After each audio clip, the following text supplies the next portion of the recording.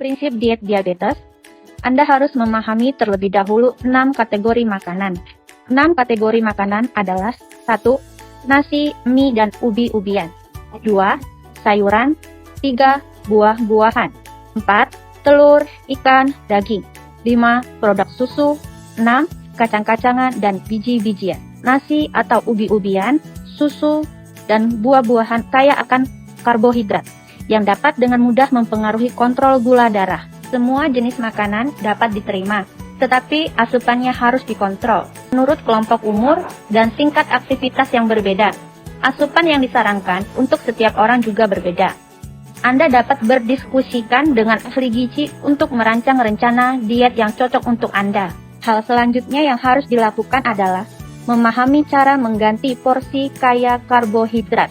Pertama, biji-bijian, 1 porsi biji-bijian, 1/4 mangkok nasi, 1/2 mangkok mie, seperti mie beras atau mie suun, 1 potong roti, ubi jalar, talas, labu, setengah mangkuk mie beras, roti kukus besar 1/5, 2 sendok makan oatmeal, 3 sendok makan kacang hijau, 2/3 jagung, kira-kira seperti panjang jari telunjuk, atau 5 sendok makan biji jagung.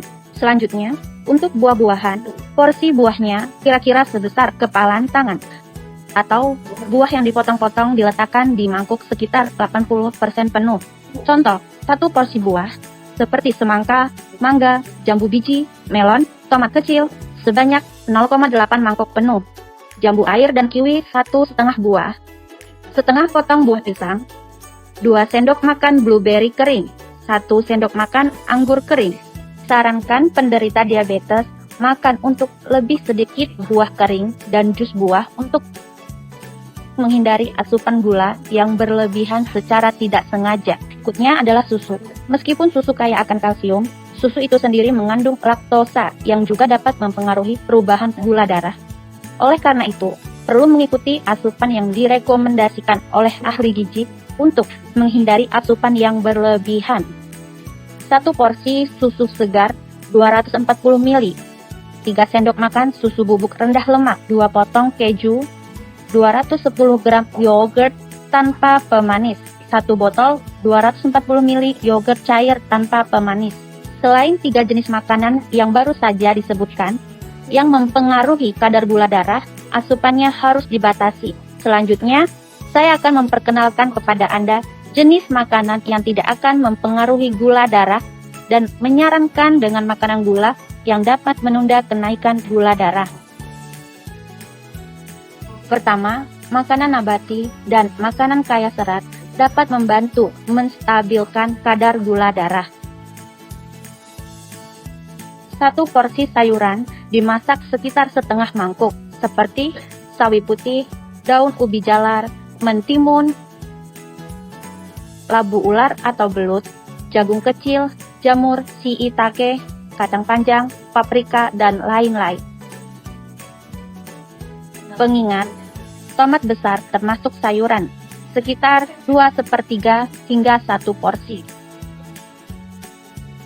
Lalu ada daging, kacang kedelai, telur, dan ikan yang kaya akan protein berkualitas tinggi dan juga bisa memberikan rasa kenyang.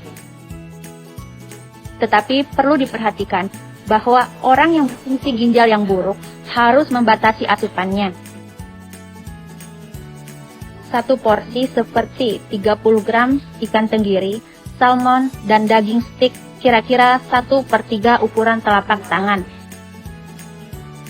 5 sendok makan ikan teri basah, 3 sendok makan kerang tiram, 3 potong kecil cumi-cumi, 4 udang, 1 butir telur, 2 sendok makan daging cincang,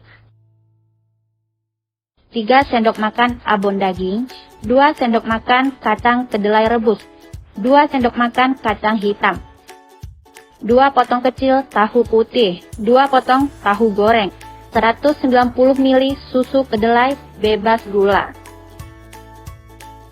Dan yang terakhir, umumnya dikenal sebagai minyak dan lemak karena kepadatan kalori yang tinggi. Asupan yang berlebihan mudah menambah berat badan dan kadar gula darah tidak terkontrol dengan baik. Jadi, kurangi asupannya. 1 porsi lemak, setengah sendok makan saus kacang wijen, 9 gram selai kacang, 2/3 sendok makan mayones, 2 biji kacang kenari, 6 gram margarin, 5 gram minyak lemak sapi, 2 sendok makan bunga biji matahari, 1,5 sendok makan kacang pistachio, dan 2 sendok makan buah alpukat. Terakhir, perlu diingat untuk memasukkan klasifikasi dan substitusi makanan yang dipelajari hari ini ke dalam kehidupan sehari-hari Anda, sehingga Anda dapat mencapai tujuan diet seimbang dan gula darah stabil.